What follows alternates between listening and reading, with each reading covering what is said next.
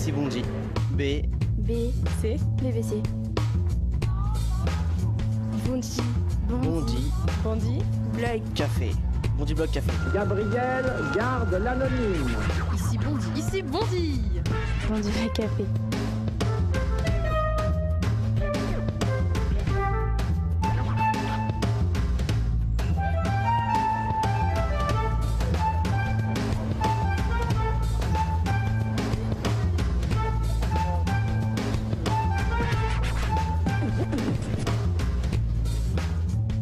Monsieur le Premier ministre, bonsoir. Merci de m'accueillir. Merci beaucoup d'avoir répondu à notre invitation à Bondy. Avant d'accueillir les autres blogueurs, d'abord je vais vous proposer de boire quelque chose et puis après on abordera les grands sujets. Donc si vous voulez bien vous mettre ici. Avec plaisir. Voilà. Tout va bien? Ça va, très bien, merci. Bonjour, comment allez-vous? Bonsoir Thaïlande. Moi je voudrais un café s'il te plaît. Et vous, monsieur le Premier ministre, qu'est-ce que vous buvez? Un petit galopin.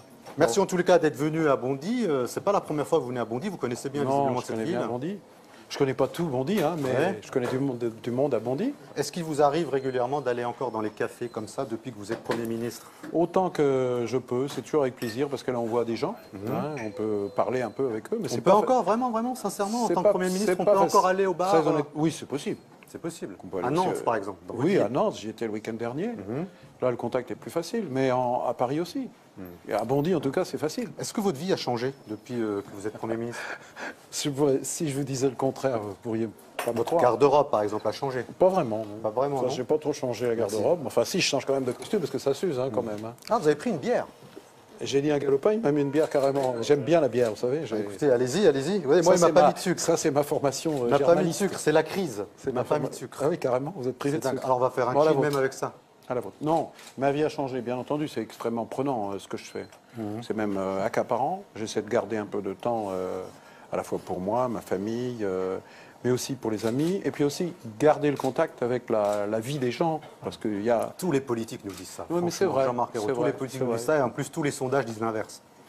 Mais les sondages, c'est une impression. Et puis même les gens ici, ils disent l'inverse.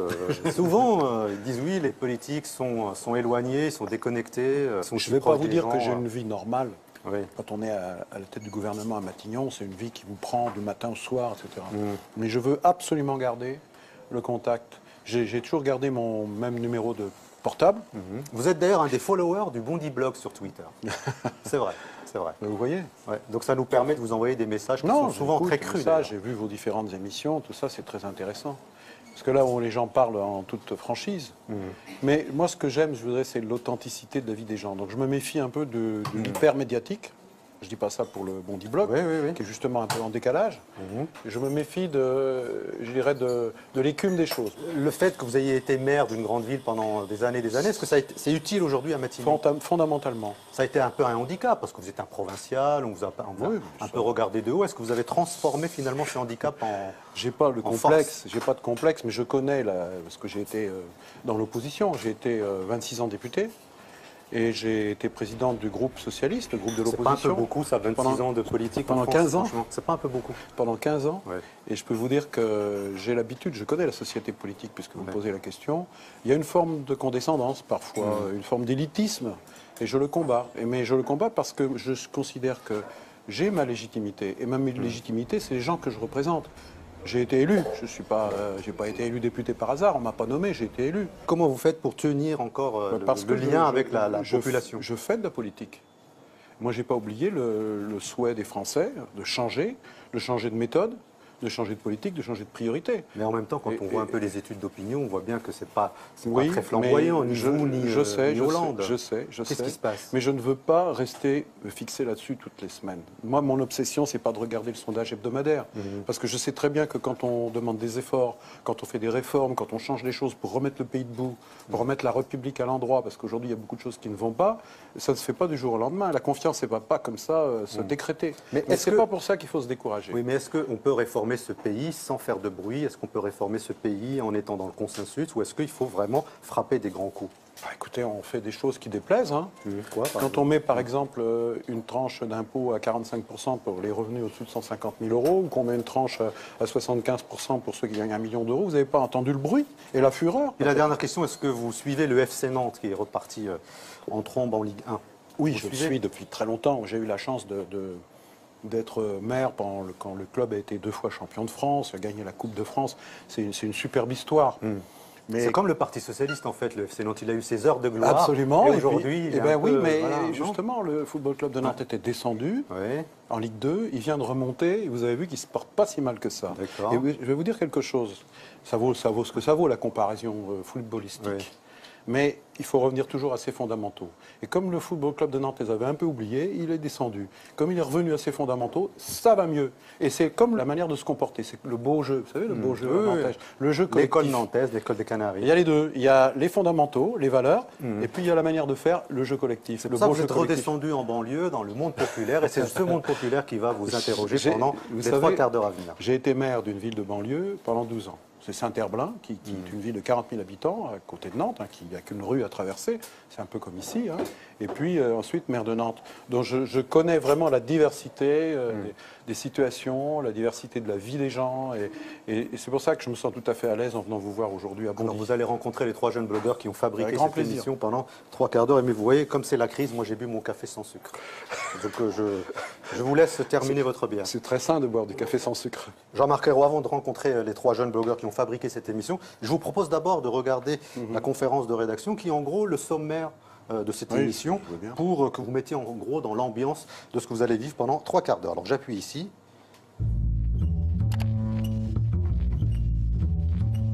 Alors on reçoit Jean-Marc Ayrault, le Premier ministre.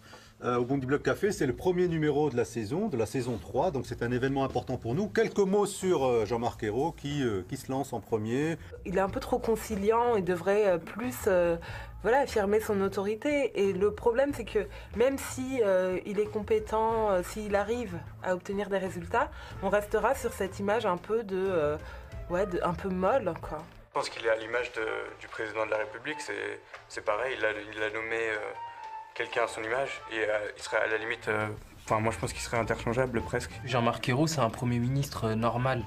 Mais ce qui se passe, c'est que la situation d'aujourd'hui, elle n'est pas du tout normale. Donc on peut s'en passer en fait d'un Premier ministre normal. On a plutôt besoin d'un mec qui aille au charbon, qui montre qu'il est le chef, qui ait des propositions fortes, qui change les choses. Sur la forme, moi je trouve que c'est moins agressif, mais sur le fond, je vois pas de grande révolution de gauche. On va parvenir à Mitterrand, mais Mitterrand il a fait quelques mesures fortes, mais là, clairement, à part le mariage pour tous, je ne vois absolument pas de mesures fortes. Quand le gouvernement de Jean-Marc Ayrault, il donne 20 milliards d'euros de crédit d'impôt aux entreprises et qui fait augmenter la TVA, c'est pas un gouvernement de gauche. J'ai trouvé que le gouvernement était très effacé sur les questions de fermeture des usines. Soi-disant, on essaye de sauver Florange, etc. Tu vois bien qu'il y a eu un total désaccord entre Montebourg et Jean-Marc Ayrault sur la question de Florange. Par exemple, sur la question de Peugeot, j'ai pas vu un seul ministre se déplacer à l'usine d'Aulnay. Le jeu politique du PS et de l'UMP, en fait, dans les résultats, on voit très bien que c'est juste du brouhaha pour nous cacher la vraie réalité, que c'est le MEDEF et le patronat qui décident. Ici en Seine-Saint-Denis, on a voté à près de 78% pour François Hollande. Donc on a été trompé, on a été roulé dans la farine. C'est quoi le problème? On a voté contre Nicolas Sarkozy, on n'a pas voté pour François Hollande. C'est ça la grande différence. Je pense que ne pas voter, c'est pas la solution, mais aujourd'hui on change notre façon de voter, on vote plus contre quelqu'un plutôt que pour quelqu'un justement. Pour moi, un engagement politique, c'est un projet de société, c'est une vision qu'on a. Si au début Hollande, par exemple, parmi ses promesses, il y avait le droit de vote des étrangers. Il l'a reculé aussi. Et nous, notre rôle, c'est de manifester, se battre pour lui rappeler les promesses qu'il nous a faites. Et le vote, c'est un grand pouvoir. Il faut juste, des fois, lui dire « Allô, rappelle-toi de ta promesse ». C'est tout. Réaction, Jean-Marc Ayrault. Non, mais c'est juste. Il y a des choses justes, il y a des choses qui sont parfois excessives. Dire que le gouvernement fait la politique du MEDEF, je trouve que c'est quand même très injuste. Ça fait un peu front de gauche, c'est ça? Oui, c'est un peu facile. Bon, ça sert à rien de dire qu'on a 20 fait... milliards, c'est vrai. Mais 20 milliards, c'est pour faire quoi, 20 milliards? C'est pour créer des entreprises. Mais voilà, c'est pour donner de la marge de manœuvre aux entreprises pour investir, pour innover, pour former, pour embaucher. Vraiment, monsieur le Premier Oui, mais ministre. on reviendra sur l'emploi. C'est le fond. Mais sur le fait qu'ici, par exemple, en Seine-Saint-Denis, on est voté quasiment à 78%. c'est pas Il y a un une hasard. espèce comme ça d'occasion manquée. On a quand même le sentiment que... Vous ne pouvez pas dire ça au bout de si peu de temps. Quand 2 ans. Non, ça fait pas 2 ans d'abord. Et puis, Oui, enfin, 2 ans, bientôt. non, ça fait pas 2 ans. Chaque mois compte. Chaque mois compte. Vous savez qu'il y a un objectif qui est d'inverser la courbe du chômage d'ici la fin de l'année. La fin de l'année, nous ne sommes pas encore. Moi, je suis convaincu que nous allons y arriver. Mais il ne faut pas y arriver simplement provisoirement. Il faut arriver durablement parce que ça veut dire que notre appareil économique, notre appareil de formation, enfin tout ce qui doit contribuer à donner de l'espoir aux gens, ça soit concret et que ça marche. On va en parler surtout avec les 3 jeunes. Dis-moi, j'ai pas tout à l'heure cette rencontre. On va vraiment y aller. J'ai plaisir à les rencontrer. Bondi Blog Café. Bondi Blog Café. Gabriel garde l'anonyme. Ici Bondy. Ici Bondy. Bondi Blog Café. Jean-Marc Ayrault, Premier ministre, est notre premier invité de ce Bondy Blog Café saison 3. Merci, Monsieur le Premier ministre, d'être venu à Bondy. D'abord, je vous présente très vite les 3 blogueurs qui ont fait cette émission. Widad Kefti, Mehdi Mekla et Badroudine Saïd Abdallah, donc, qui ont fabriqué cette émission. Avant de développer un certain nombre de sujets liés donc, à l'actualité socio-économique de la France, je vous propose d'abord un portrait qui a été réalisé par Iman Yousfi. Elle a été rencontrer Gérard Leclerc et Sylvie Maligorne pour justement en savoir un peu plus sur vous et votre parcours.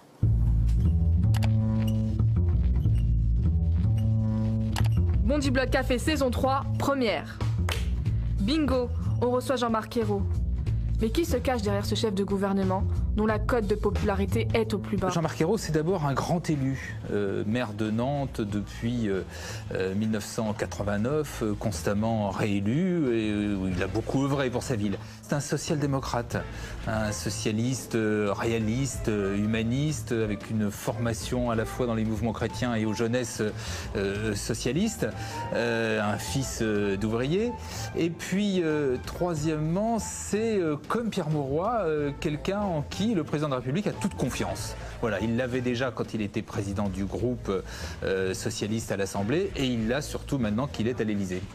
C'est pas un grand orateur, c'est pas un tribun, il n'a pas un très grand charisme et certains lui reprochent un peu un manque d'autorité et notamment face à des ministres turbulents, hein, que ce soit Montebourg, que ce soit Cécile Duflot, que ce soit Manuel Valls. Il avait beaucoup d'autorité à Nantes.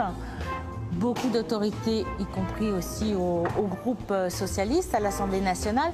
C'est vrai qu'au gouvernement, on a l'impression qu'il a ce manque d'autorité, peut-être qu'il n'a pas trouvé ses marques et les mots pour le dire, peut-être. Un Premier ministre relayé au second plan. Ça me rappelle un certain François Fillon. C'est 2 premiers ministres de quinquennat. Et donc la place du Premier ministre dans le quinquennat, elle est quand même pas bien définie. Il y a un petit problème d'adaptation entre le président et le Premier ministre. On ne sait pas très bien. Après tout, c'est vrai qu'on pourrait imaginer dans l'absolu, mais évidemment ça ne fera pas plaisir, qu'un Premier ministre soit finalement un super directeur de cabinet de président de la République. C'est ça le problème. Enfin, bon, je dirais qu'ils sont dans la même situation là. Comme son prédécesseur, va-t-il tenir le coup tout le quinquennat? Il n'a pas démérité. Je veux dire, la période est difficile. C'est pas parce le gouvernement et le président de la République ont une mauvaise cote de popularité. Il peut tout à fait. Je pense qu'il est encore là pour un petit moment, parce qu'il n'y a pas de raison au contraire de le changer maintenant, mais je ne suis pas sûr qu'il restera jusqu'à la fin du quinquennat. Moi, je parierais sur le contraire. Mehdi. Je vous demande de ne pas me mentir, monsieur le Premier ministre. Vous avez pensé lâcher l'affaire un jour? Non, jamais. Non, honnêtement. Ah, sûrement pas. Pourquoi? Parce que 18 mois, c'est beaucoup quand on est Premier ministre. Oui, mais moi, ça ne m'impressionne pas. Les sondages, les polémiques, enfin... Non, je résiste. C'est dur? Oh, c'est dur, mais c'est difficile. C'est plus difficile. Parce que la situation de la France est difficile. Hein, et ça, je crois qu'on ne peut pas le nier. Redresser, remettre en marche un pays sur le plan économique, sur le plan du vivre ensemble, sur les réformes qu'il faut faire pour sauver notre modèle social. Mais tout ça, ça vous plombe, vous n'êtes pas un homme heureux. Ah si, tout à fait. Est-ce que vous souffrez de tout ce qu'on dit sur vous? Non. Non, parce que je me tiens à distance. Et non, je n'ai pas peur du tout de l'exercice des responsabilités du pouvoir gouvernemental. Quand je suis arrivé à Matignon, c'est pas l'administration qui m'a impressionné. Ça, pour moi, c'est rien. C'est-à-dire, ce qui compte, c'est... Enfin, les gens qui sont là sont importants en tant que tels, mais je ne me laisse pas impressionner par la technostructure, la technocratie. Parce qu'elle va toujours vous dire que ce n'est pas possible. Et moi, je suis venu pour dire c'est possible. Il faut trouver une solution. Notre pays doit s'en sortir. Et il va s'en sortir. Certes, mais lors de la campagne présidentielle, François Hollande, il en a fait beaucoup voir. Il a beaucoup fait rêver la jeunesse française, et notamment la jeunesse des quartiers populaires. Aujourd'hui, elle en voit de toutes les couleurs. Ça vous pose pas un problème?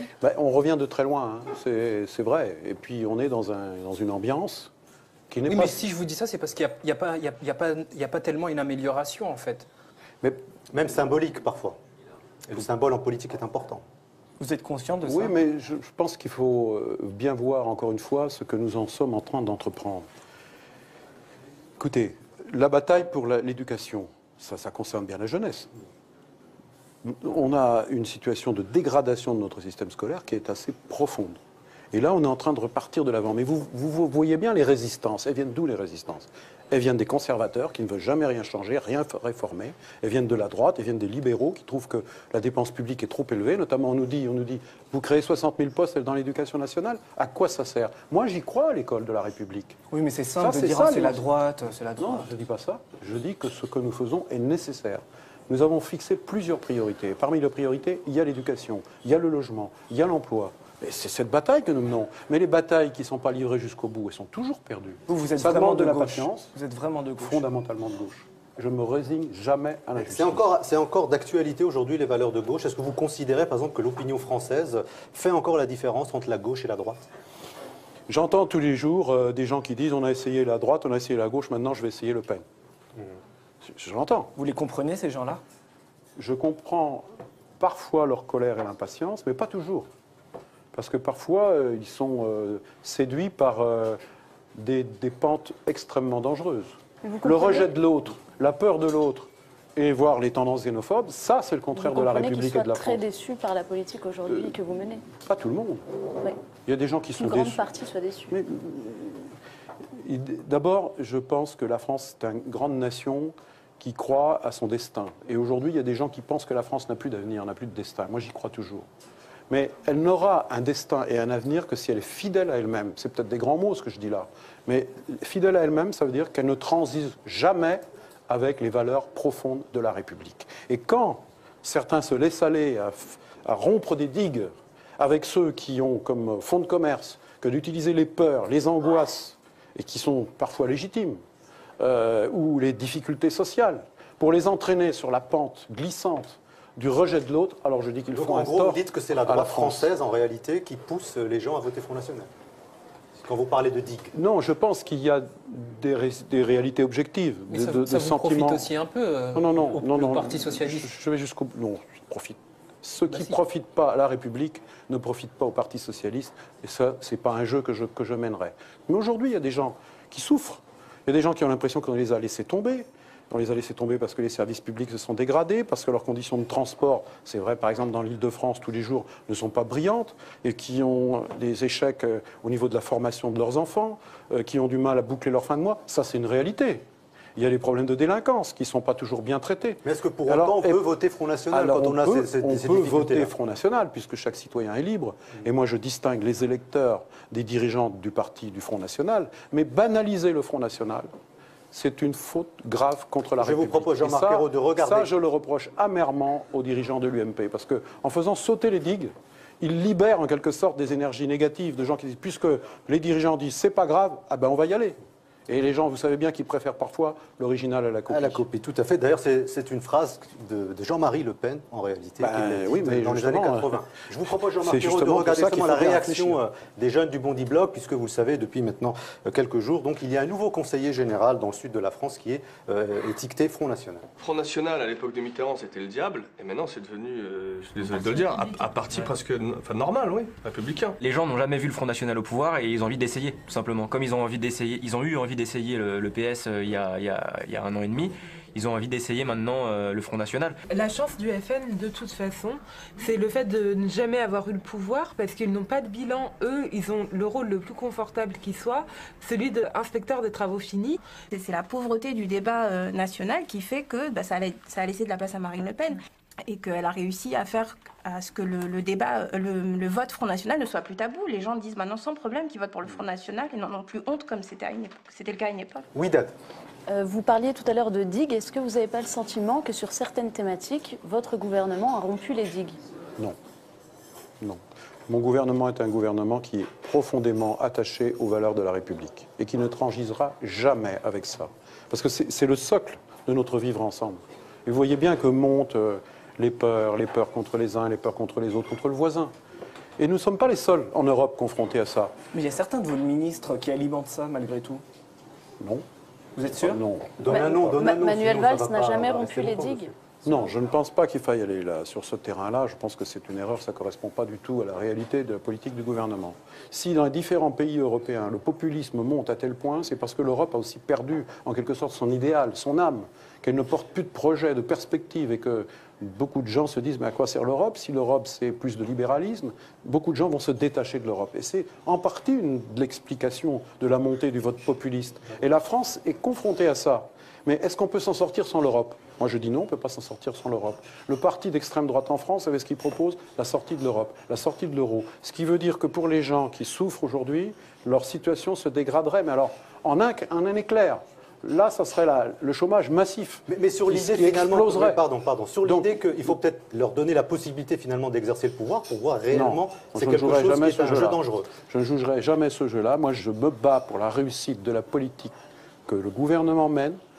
Et je le dis à ceux qui doutent de cette politique, que l'alternative à notre politique, c'est effectivement le risque d'une alliance entre la droite française classique et l'extrême droite. On est tout près de ça.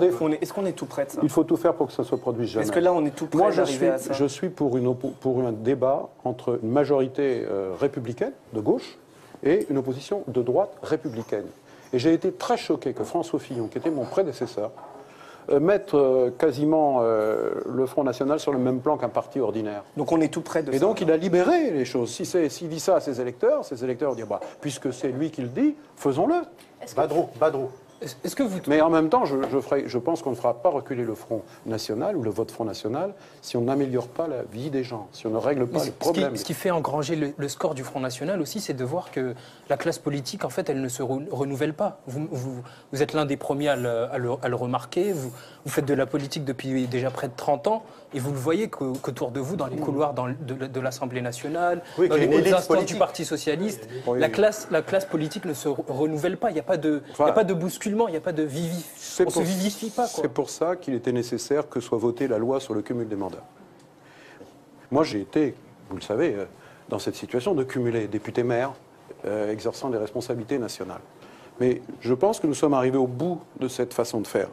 C'est pour ça que je crois profondément, et ce n'est pas de l'opportunisme, qu'il faut mettre fin à cette possibilité de cumuler entre un mandat de député, de sénateur... Mais il y a le cumul des mandats, il y a le cumul des années aussi, attendez, 30, 20 ans... Je vais jusqu'au bout de ma phrase, si vous me permettez, parce que je crois qu'ainsi, on permettra un profond renouvellement des responsables politiques, aussi bien au niveau local qu'au niveau national. Et il y a une dynamique qui va s'enclencher. Oui, mais vous le prévoyez déjà, pour d'ailleurs, quand, si cette vous dynamique regardez les visages de l'Assemblée nationale, déjà regardez ce qui s'est passé... C'est timide, hein. Non. Regardez objectivement, en prenant un petit peu de recul, c'est nécessaire de temps en temps. C'est très masculin. Justement, ça a beaucoup changé. Grâce au Parti socialiste, qui a décidé lors des dernières élections législatives de présenter dans les circonscriptions autant d'hommes que de femmes. Ça, c'est le seul parti qui a respecté la loi. Mais ça reste quand même très masculin et très oui, âgé. vous avez totalement raison. Il n'y a pas beaucoup de fils d'ouvriers, comme vous et moi, par exemple. Comme au gouvernement, d'ailleurs. Comme au gouvernement, d'ailleurs. J'en suis. Oui, mais bon, peut-être l'arbre qui cache la forêt, peut-être. Ne dites pas ça. Le renouvellement, là, je vous ai dit, la fin du cumul, c'est nous qui l'avons fait. On en parle depuis 20, 30 ans, personne n'a fait. Au-delà du cumul, ce que dit Mehdi est vrai, quand on se présente 5 fois d'affilée à être maire... C'est une question morale, en fait. Moi, j'ai décidé de ne pas me représenter. Vous avez été maire pendant 24 ans. J'ai été maire 23 ans à Nantes, j'ai été maire 12 ans à Saint-Herblain. Mais d'abord, vous êtes un professionnel de la politique, en fait. On ne voit que ça. J'ai été longtemps enseignant, professeur. Moi, je suis un pur produit de l'école républicaine. Vous connaissez mes origines sociales, vous les avez rappelées. Et si mes parents n'avaient pas fait l'effort de me permettre de faire des études, et c'est par l'école de la République que j'ai progressé. Est-ce que c'est possible aujourd'hui d'être un jeune de 20 ans et de devenir Premier ministre dans 15 ans? Oui. En tout cas, moi, de Bondy, par exemple. Oui, mais j'ai envie que ça soit possible. Mais à condition que la République soit fidèle à elle-même. Parce que parfois, elle a failli. elle a failli. Pourquoi, moi, je vous le disais tout à l'heure, je me bats pour redonner à l'école tous ses moyens? Parce que je ne supporte pas. Vous me demandiez si j'étais toujours profondément de gauche. Je ne supporte pas qu'on dise 20% de jeunes sont en situation d'échec scolaire. C'est la statistique moyenne de la France. Mais c'est plus que ça. Dans certains quartiers, dans certaines villes, c'est parfois 40, 50. La norme de la classe dans certaines écoles, c'est l'échec. Plus d'1 million de jeunes sont confrontés à une situation de grande précarité. 15% des jeunes ne sont ni en emploi ni en formation. 150 000 jeunes sortent du système scolaire sans diplôme. 1 sur 5 ne sait pas lire correctement. Et la boucle, c'est un jeune sur 5 de 18 à 25 ans vit sous le seuil de pauvreté. C'est une catastrophe naturelle, ce pays, en réalité, vis-à-vis de cette jeunesse. C'est le constat que vous faites de la situation. C'est cette situation que nous voulons changer. Mais vous la connaissiez, cette situation. Et comment vous voulez la changer, cette situation? On y est, je suis en train de la changer. Je pourrais vous parler de l'école.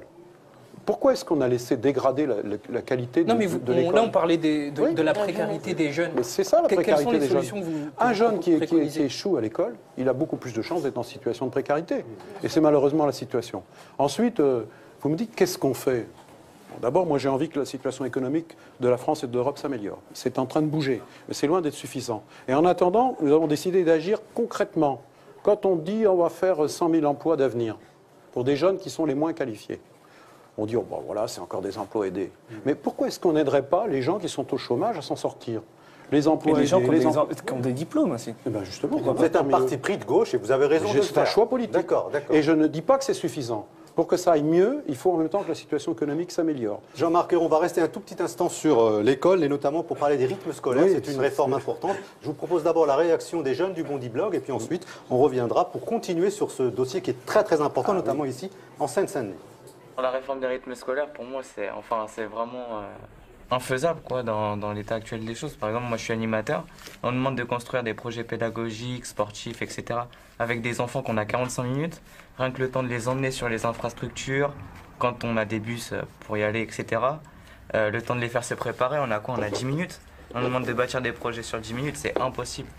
J'ai eu une expérience de 2 semaines en centre de quartier et on m'a proposé de venir pour travailler avec ces jeunes-là pendant ces périodes de fin de journée après leur cours, alors que j'ai aucune expérience dedans. Je comprends pas pourquoi ils ont dit la semaine de 4 jours et demi, pour ceux qui veulent, ce sera 2013, et pour les autres municipalités, ce sera 2014. Concilier, concerter, c'est bien, mais gouverner, c'est trancher.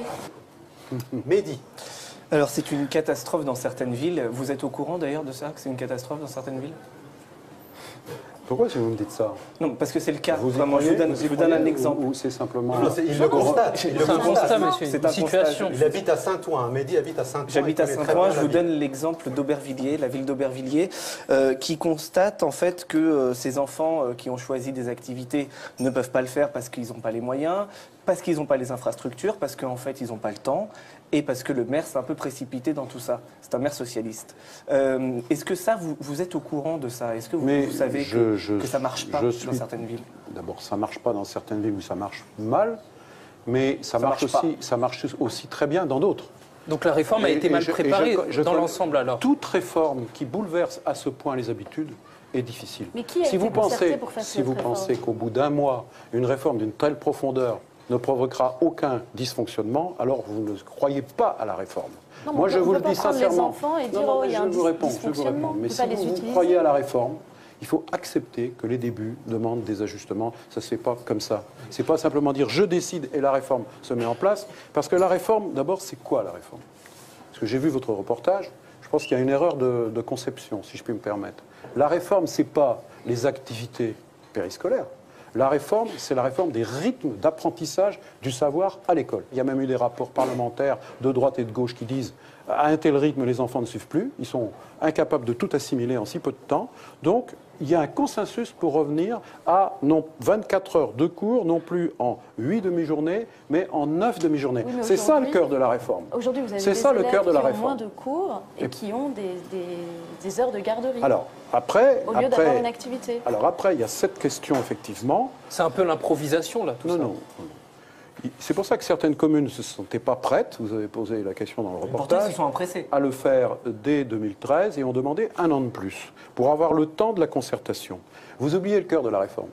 C'est qu'à cette rentrée scolaire, il n'y a pas eu de problème à la rentrée scolaire. Vous avez entendu des occupations de classe, des il y en a eu à Saint-Ouen. Également en France. En Ah France si, en Oui, France. en mais c'est en en France, Je sais que c'est en France. Vous n'allez pas me faire dire ce que j'ai pas dit. Non, je connais Aubervilliers, je connais même le maire. Non, mais pour les moyens en personnel, en professeurs, il n'y a jamais eu autant de moyens qu'à cette rentrée. Et pourtant, ils en manquent cruellement. Mais non, mais si vous voulez toujours voir le verre à moitié vide ou la bouteille... Je vous parle d'une réalité. Alors, on va rester dans l'école. Je vous parle d'une ambition qui est celle de la réussite des enfants. Mais est-ce que vous admettez que vous avez été trop vite? Oui, non? Il y a quelques cas, je le reconnais, où il y a des échecs. Et nous allons les corriger. Bon, moi, vous le reconnaissez. Vous ferons la liste, des écoles où ça ne va pas. Exactement. Et vous verrez. Si vous permettez, monsieur le Ce que je Premier ministre. voudrais vous dire, c'est que j'ai très bien compris que la droite ne voulait rien changer. Qu'elle veut laisser les choses en l'état. Pourquoi? Parce qu'elle a détruit... C'est pas une question de droite ou de parler de la droite, gauche. vous avez Non, tous non. les pouvoirs, Jean-Marc Ayrault. Si vous ne me laissez pas parler, vous n'allez pas pouvoir comprendre ce que je veux vous dire. Non, Là, je regardez. préfère parler de la réalité plutôt que de la droite. Vous avez je veux vous Stéphane dire. Baudet, maire Oui, UMP oui. de Cour-Couronne, qui est très satisfait de cette réforme et qui dit que ça marche très bien. Et vous avez le maire de Clichy-sous-Bois qui dit que lui, il n'a pas les moyens de faire ça, donc il ne l'a pas mis en œuvre. C'est Parce qu'il n'a pour pas ça les que le moyens. gouvernement... Parce qu'il ne peut pas C'est pour embaucher ça que le d'animateurs. gouvernement a décidé d'accorder une aide aux communes, et en particulier les communes les moins riches. C'est le cas de Clichy-sous-Bois, je connais bien le maire. Oui, mais malgré et cette aide... parce qu'il s'est donné un an de plus. Oui, mais et moi, je malgré cette respecte sa aide, décision. le souci de Je respecte sa Clichy-sous-Bois, décision. c'est que les animateurs ne veulent pas aller travailler dans cette ville-là. Donc qui va aller Mais travailler moi, dans je me cette bats ville-là? pour qu'on puisse aller travailler à Clichy-sous-Bois. Je me bats aussi pour que les gens de Clichy-sous-Bois aient un transport public. Ça fait des années Oui, que mais même un jeune qui trouve du boulot à Clichy-sous-Bois ne peut même pas y aller parce qu'il n'y a pas de transport. Oui, mais Donc vous êtes pas transport, totalement logement, satisfait de cette école, réforme, je suis concrètement. complètement convaincu qu'il faut la faire. Mais il faut se donner le temps pour qu'elle réussisse. Alors, s'il vous plaît, si vous s'il mettez vous du plaît. côté des conservateurs, alors vous verrez, rien ne changera. S'il vous plaît. Rien ne On changera. va rester, Non, si mais vous je permettez, monsieur le vous Premier invite à ministre. être un peu plus ambitieux, parce que Non, là, non, j'ai mais- l'impression que si c'était le statu quo, ce serait parfait. Ah, ils sont très ambitieux, sinon vous ne seriez même pas là. Vous vous rendez compte? Vous vous rendez compte? Donc, Merci. juste Je suis rassuré. pour Je continuer vous sur cette bouscule un peu, thématique. je me permets. Non, parce qu'on va rester justement dans la scolarisation, mais dans la scolarisation des enfants roms. Vous le savez, depuis quelques semaines, il y a une grosse polémique autour donc, des campements roms. Et Aurore Gérin est allée voir justement un campement à Montreuil pour voir comment ces gamins-là, qui sont finalement les dégâts collatéraux d'une polémique dont ils ne sont absolument pas responsables, comment ces enfants-là vivent tout cela, notamment en termes de scolarisation.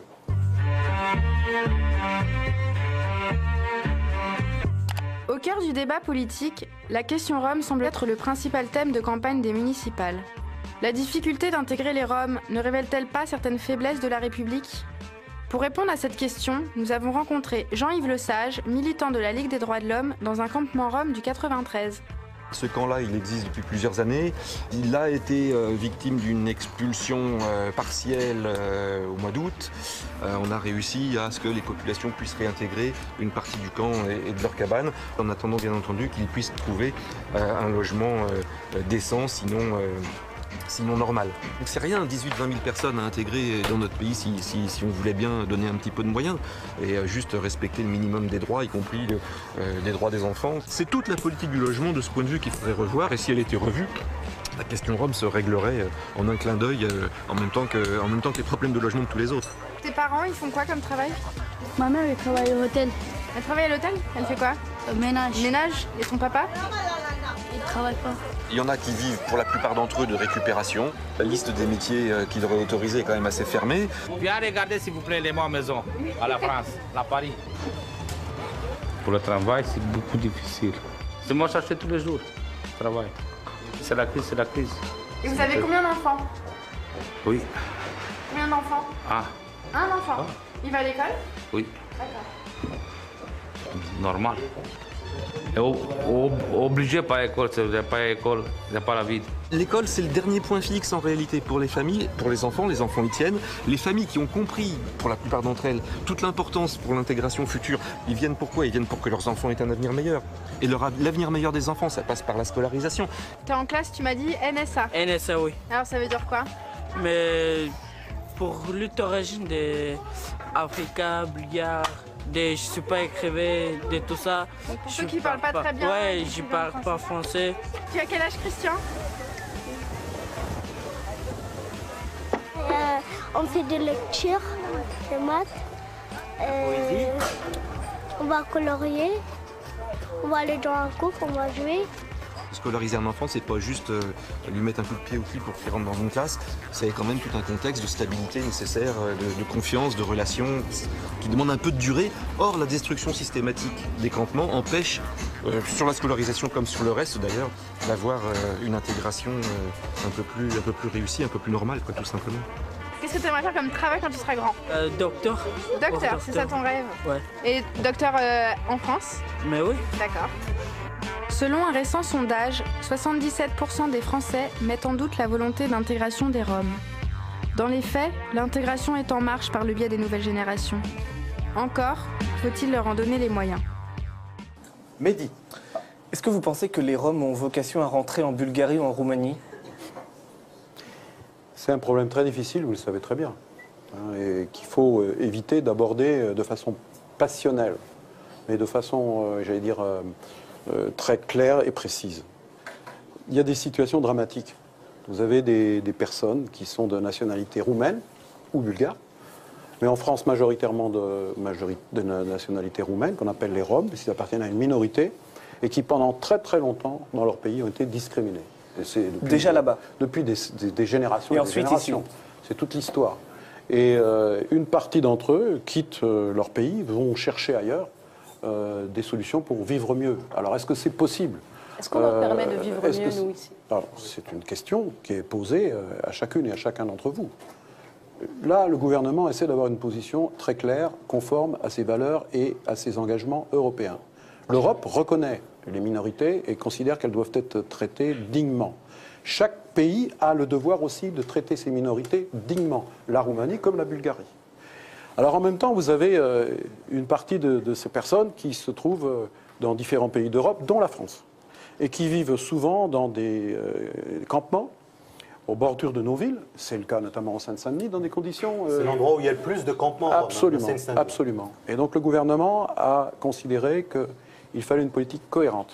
La première chose, c'est que les campements illégaux, lorsque la justice considère qu'ils doivent être démantelés, le gouvernement exécute les décisions de justice. Et en même temps, et c'est le sens de la circulaire du 26 août 2012 qu'ont signé tous les ministres, que ce soit celui de l'Intérieur, du Logement, des Affaires sociales, du Travail, etc., ont pour le devoir d'accompagner les familles.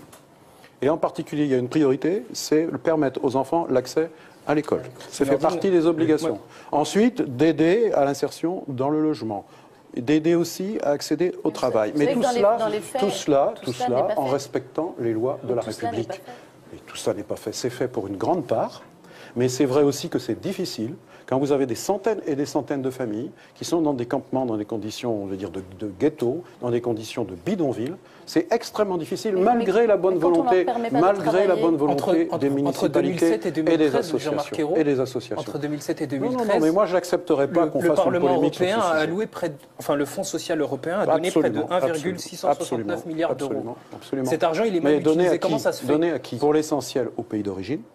J'ai évoqué avec Victor Ponta, le Premier ministre roumain, l'usage de ces fonds. Lui-même a reconnu qu'ils étaient mal utilisés et qu'il avait l'intention de mal utiliser pour rester sur la France. Ils ne sont pas mal utilisés. Vous savez qu'à Montreuil, par exemple, une commune qui n'est pas très loin, où il y a une expérience d'un village, on essaie d'insérer des personnes qui le veulent, qui s'engagent à respecter nos lois, qui s'engagent à vivre dans les règles de la République française. Un conseiller de Paris propose un campement au milieu du 16e arrondissement. Pourquoi pas? Il n'y a pas de raison, si les conditions d'accompagnement sont réunies. L'accompagnement, c'est quoi? C'est l'école, la santé, c'est le logement et c'est le travail. On a assoupli les conditions pour accéder au travail. Et par ailleurs, je le dis parce qu'il faut être sincère, quand on aborde des questions, je lutte aussi contre les réseaux mafieux qui exploitent ces familles. Je sais que dans certains grands campements, il faut le dire. Mais si c'est dans un rapport récent que j'ai reçu. Ils seraient pas exploités par des réseaux mafieux. Vous savez très bien qu'il y a des réseaux mafieux très bien organisés. Mais pas de travailler. Mais si, ils ont le droit de travailler dans un certain nombre d'emplois, nous avons allégé le dispositif. Mais vous avez une partie des personnes qui ont été prises en main par des réseaux. Et moi, j'ai le devoir, et la police roumaine d'ailleurs coopère avec la police française, de démanteler ces réseaux. Parce que ce sont des réseaux qui exploitent la misère des gens. Est-ce que vous assumez les propos d'Emmanuel Valls sur les Roms ? C'est aussi d'aider le gouvernement roumain à mieux prendre en compte cette partie de la population de Je crois qu'il faut que tu répètes ta question, il n'a pas entendu. J'ai entendu. J'ai été extrêmement choqué par les propos d'Emmanuel Valls, moi et vous. Pardon? Moi, j'ai été extrêmement choqué. Je rappelle quelle est la règle de la politique du gouvernement. Je m'en tiens à la politique du gouvernement et je n'accepte aucun laisser-aller, quel qu'il soit. Mais pourtant, ça, c'est un laisser-aller. Je ne sais pas, je ne sais pas. Ce qui compte, c'est la politique du gouvernement. Pas l'expression de tel ou tel. Quand le MRAP la politique du gouvernement, elle est à la Valls, fois ferme et à la fois humaniste et à la fois respectueuse de la dignité des personnes. Ça ne m'intéresse pas de polémiquer sur le dos des Roms. Jean-Marc Ayrault, comment expliquez-vous, vous ne m'entraînerez pas sur ce terrain. S'il vous plaît, comment expliquez-vous que 3 jeunes aujourd'hui qui ont 25 ans soient aussi sensibles à cette question d'une communauté finalement rome? Est-ce que ça ne ressemble pas finalement à ce qu'ont pu vivre leurs parents, leurs arrière-grands-parents il y a quelques années en France, justement sur cette instrumentalisation politique autour des nouveaux arrivants? Alors je vais vous répondre, je suis totalement opposé à toute stigmatisation. Je suis contre les discriminations. Est-ce que c'est à nous qu'il faut dire ça ou est-ce que c'est au ministre de l'Intérieur? On est tous d'accord, on est tous contre les discriminations. À travers vous, je m'adresse pas qu'à vous. Je m'adresse à ceux qui vont vous écouter, qui vont nous écouter. Y compris au ministre de l'Intérieur. Je m'adresse à tous. Au quotidien de votre action gouvernementale, quelles sont les actions en tant que chef du gouvernement contre les discriminations? Parce que les discriminations dans notre société française, elles existent à tous les étages. Discrimination à l'embauche, au logement, elles existent. Vous les connaissez, parfaitement. Je les combats. Oui, vous les combattez, mais c'est un combat permanent. Vous savez, la politique du logement que nous menons, la politique de l'éducation que nous menons, la politique de l'emploi que nous menons. Vous croyez que ce que j'ai rappelé tout à l'heure sur les emplois d'avenir, ce n'est pas une politique contre la discrimination? Vous ne croyez pas que la négociation que nous engageons avec les entreprises, en particulier les grands groupes industriels, pour qu'ils s'intéressent à tous les quartiers de notre pays, vous ne croyez pas que c'est une lutte contre la discrimination? Je vais, moi, vous ramener à quelque chose de très précis. Ce qu'on a appelé le contrôle aux faciès. Pendant des années, des gens se sont battus. 4-5 ans, François Hollande, à l'époque, était candidat, a suivi ce combat. Il a promis qu'il ferait quelque chose, et notamment par rapport à ce fameux récépissé, mais depuis mai 2012, tout ça a été mis de côté. On ne peut pas limiter la question de la lutte contre le contrôle aux faciès à la question du récépissé. Parce que si on fait un récépissé et puis on pense qu'on a réglé le problème, on sera trompé, complètement trompé. C'est quoi la solution alternative? La solution alternative, c'est la réforme qui a été engagée de formation des policiers, de déontologie, du respect de la déontologie, du contrôle de cette déontologie. Vous faites marche arrière sur le récépissé ou pas? Donc voilà, c'est ça. Nous avons trouvé quelque chose de plus efficace que le récépissé. Donc plus de récépissé. Le récépissé, c'est une solution parmi d'autres. Qu'est-ce qui est plus efficace que le récépissé? Eh bien, ce qui est en train de changer dans un certain nombre de villes ou de quartiers, pour une plus grande efficacité de l'action publique en matière de lutte contre toutes les formes de délinquance et de la criminalité, il y a de nouvelles pratiques qui sont en train de se mettre en place. Un contact régulier entre la police et la population, avec les habitants, avec les associations, avec les jeunes. Quand vous créez les conditions du dialogue, on va faire reculer la méfiance. Et moi, ce que je veux faire reculer, c'est la méfiance. Car il n'est pas acceptable que dans notre société, une partie de la population se méfie de la police et réciproquement. Ça, il faut le changer profondément. Alors, on va terminer ce magazine avec un dernier reportage un peu plus positif sur la création d'entreprises, même si il y a malgré tout quelques obstacles, parce que à chaque fois qu'on veut faire quelque chose de bien, d'une manière ou d'une autre, on rencontre des obstacles.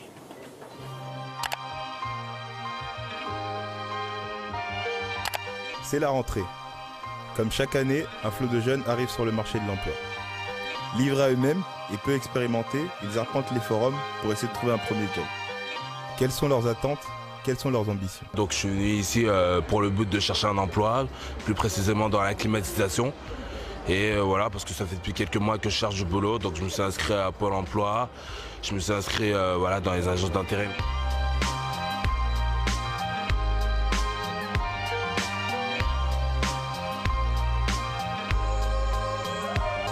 Je suis en licence professionnelle gestion ressources humaines, en alternance, et je cherche, j'espère trouver une entreprise d'accueil pour mon année de licence. Je cherchais un job étudiant et visiblement il n'y en a pas du tout.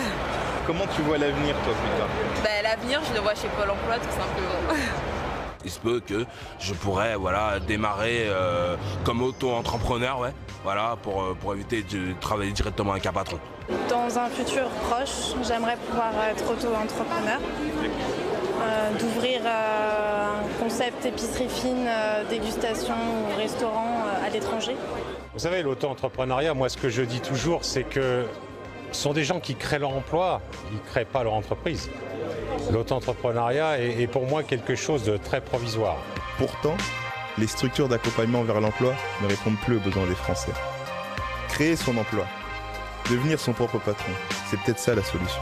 Je me présente, Smaïn, j'ai 27 ans, je suis chauffeur de grande remise. Je suis auto-entrepreneur, donc j'ai dû ouvrir ma propre boîte pour travailler. Il faut être strict avec soi-même, se lever tôt, travailler. On travaille plus que si on était salarié, ça c'est que ce soit clair et net. Mon histoire c'est simple, c'est que je suis quelqu'un qui a toujours voulu entreprendre, qui a trouvé une solution viable, mais malheureusement avec un avenir incertain. Tous les jours, on entend de nouvelles lois et des nouvelles décisions qui ne sont pas encore appliquées, mais on ne sait pas où est-ce que ça va. La loi, elle change toutes les 30 secondes. On nous a donné quelque chose, limite on le regrette et on fait tout pour l'enlever. Sans auto-entrepreneur, c'est simple, je me verrai au chômage ou dans un emploi précaire. C'est-à-dire de l'intérim ou du CDD en nous promettant un CDI qu'on ne verra jamais. Au second trimestre 2013, selon les chiffres de l'INSEE, 1 jeune sur 4 est au chômage. Beaucoup d'entre eux se tourneront vers l'auto-entrepreneuriat, au risque de se retrouver à nouveau dans l'impasse. Oui, Data. Aujourd'hui, quand on s'appelle Julien Dubois, on envoie 19 CV et on obtient un entretien. Quand on s'appelle Mourad Zaleg, on envoie 277 CV et on obtient un entretien. Au-delà de tout ce que vous proposez, des emplois d'avenir et des autres perfusions, comment on fait pour vraiment changer les mentalités? Pour des étudiants, des jeunes qui sont hyper diplômés, hein. On n'est pas là dans le traitement social. J'en suis tout à fait conscient. Et ça, c'est un combat qu'il faut absolument mener et réussir. Il faut mobiliser aussi les entreprises, les grands groupes, les PME. Il faut changer la culture, il faut changer la mentalité. Ce n'est pas acceptable. Un jeune qui, comme vous venez de décrire, à cause de son nom ou son prénom, il a plus de mal à trouver même un stage. Même un stage. Ou son adresse. Ça, c'est une vraie discrimination. Et qui est vécue extrêmement douloureusement, parce qu'on a dit aux jeunes, faites des études, si vous avez un diplôme, vous allez vous en sortir. Et là, ils butent là-dessus. Et comment on fait pour je pense qu'il faut mettre tout le monde autour de la table et leur dire maintenant, vous avez chacun une responsabilité. Patron. Vous en avez déjà parlé avec les patrons? Absolument, absolument. Ils vous ont répondu quoi? Certains ont déjà accepté. Un certain nombre de grands groupes ont accepté de jouer le jeu. Vous les voyez d'ailleurs. Hein. Et dans les faits, par exemple... Est-ce qu'il faut être coercitif, par exemple? Est-ce qu'on peut voter une loi? Est-ce qu'on peut créer des quotas? Est-ce qu'on peut aller plus loin, finalement? Parce qu'on a tout testé. Hein. On a demandé aux gens gentiment de faire un petit effort depuis une quinzaine d'années. Oui, mais les quotas, moi, je ne crois pas beaucoup aux quotas. Oui, mais enfin bon, pourquoi pas? À la limite, s'il faut changer par le forceps. Non, par contre, on peut conditionner les aides financières à l'insertion des jeunes et à l'embauche des jeunes. Ça, c'est possible. On peut effectivement discuter de ça. Regardez, par exemple, toutes ces grandes entreprises qui viennent s'installer en Seine-Saint-Denis, c'est le petit Taïwan, hein, en réalité, la Seine-Saint-Denis, depuis quelques années ici. Est-ce qu'on peut leur imposer, finalement, de recruter localement? Les aides publiques qui sont accordées, il y en a beaucoup quand même d'aides publiques. Il faut mettre ça sur la table. Quand vous commencez à discuter avec une entreprise, il faut aussi parler de l'emploi des jeunes, des stages des jeunes, de la formation des jeunes. Je crois que c'est indispensable. Sinon, une partie de la jeunesse va se dire, bon, bah, c'est pas pour nous. Et moi, j'accepte pas ça. Ça, c'est pas la France. Mais concrètement, ça reste que des non, des ce n'est pas des mots, parce que là où c'est fait, il y a des résultats. Où, par exemple? Dans certaines villes, dans certaines régions. Il ne faut pas renoncer à se battre. Puis surtout, moi, ce qui me frappe, je l'ai vu dans notre reportage, c'est le nombre de jeunes qui veulent créer leur entreprise. Là, il faut vraiment leur faciliter les choses. C'est parce que le système classique ne veut pas d'eux. C'est pas que ça. C'est presque par dépit, parfois. Non, je connais beaucoup de jeunes des villes et des quartiers, des villages en France, qui disent moi je veux pas un emploi à la mairie ou forcément un emploi public. C'est pas dégradant d'avoir un emploi public, mais qui veulent créer leur entreprise. Mais c'est souvent par des. Il faut. Non, il n'y a pas que ça. Moi je me souviens d'un jour dans un quartier de ma ville, d'un jeune qui me dit monsieur, je suis chef d'entreprise, je suis fier d'avoir créé mon entreprise, et qui me faisait la démonstration alors que ça avait été un parcours de combattant pour lui. Et moi j'ai envie d'aider ces jeunes-là. Il faut d'abord simplifier. Il y a beaucoup trop de règlements, de difficultés, de papiers à remplir, etc. Jean-Marc Ayrault, on reste toujours dans le même problème là, c'est que l'année dernière, en 2012, près de 90% des emplois qui ont été créés, c'était des contrats précaires, des intérimaires, des contrats partiels, des emplois aidés, des stages à longue durée. Et ce qui se passe, c'est que de plus en plus d'emplois sont créés, mais ce ne sont pas des CDI. Voilà, on a besoin de CDI pour avoir un logement, pour manger normalement. Mais il y a eu récemment, il y a quelques mois de négociations entre patronat et syndicats qui a abouti à un accord sur la sécurisation des parcours professionnels. Oui, mais pourquoi vous ne tapez pas le poing sur la table pour imposer plus les emplois, pour que le CDI redevienne une norme? Parce que ça ne l'est plus en fait. C'est ce qui a été fait dans cet accord et qui a été transcrit dans la loi. Les emplois en CDD, par exemple, sont plus taxés que les emplois en CDI. Donc c'est déjà un progrès. J'ai une dernière question à vous poser, Monsieur Ayrault.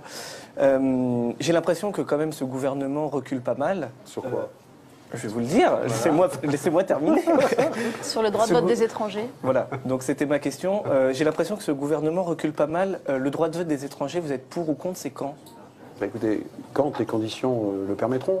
Non, mais je vais vous répondre vous avez la majorité au Sénat, vous avez la majorité à l'Assemblée. Qu'est-ce qu'il vous faut d'autre? Vous savez très bien, puisque vous êtes suffisamment bien informé pour que cette réforme puisse avoir lieu, qu'il ne faut pas simplement avoir la majorité au Sénat et à l'Assemblée nationale, il faut les 3/5 des deux chambres réunies. Nous ne les avons pas.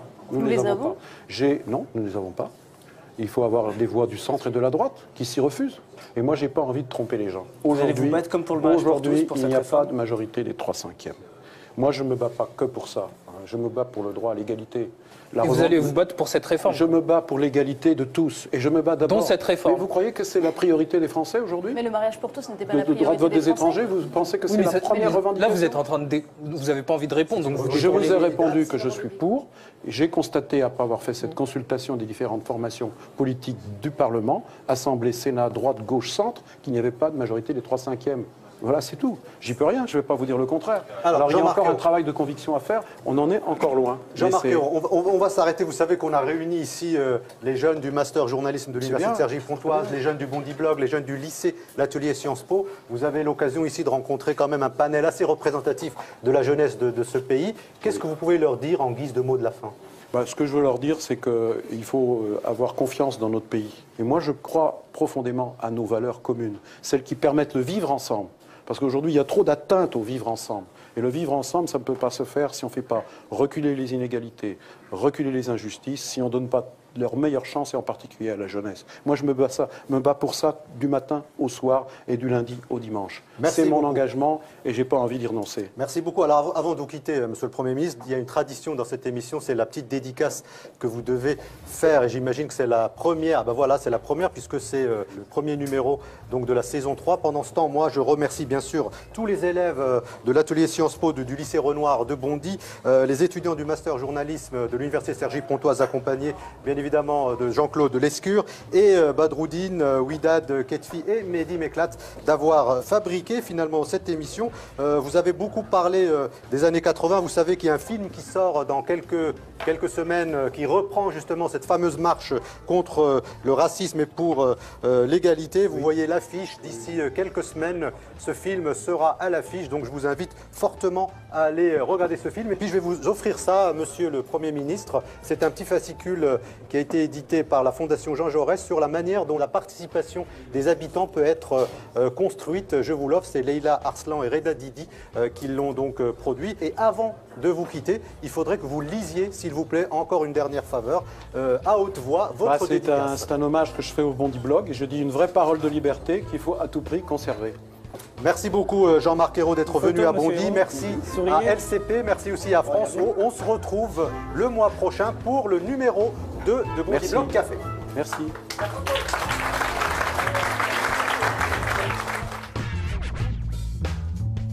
Faire un Bondi Blog avec le Premier ministre, c'est un peu impressionnant. Quand on l'a face à nous, on comprend que c'est un vrai homme politique, quoi, qui a sa force, qui a sa façon de parler, qui a sa façon de t'embrouiller, d'esquiver. En fait, il est un peu vague. Ouais, on n'a pas l'impression qu'il a répondu à nos questions. On ne peut pas l'accabler non plus. Il essaye de faire ce qu'il peut. On peut pas l'accabler, en plus il n'y arrive pas. Bon, voilà. Il n'y arrive pas, quoi. Non, il est ouais. Donc, lui, le chef du gouvernement, il est impuissant face à la vague. On va couler avec lui, en fait.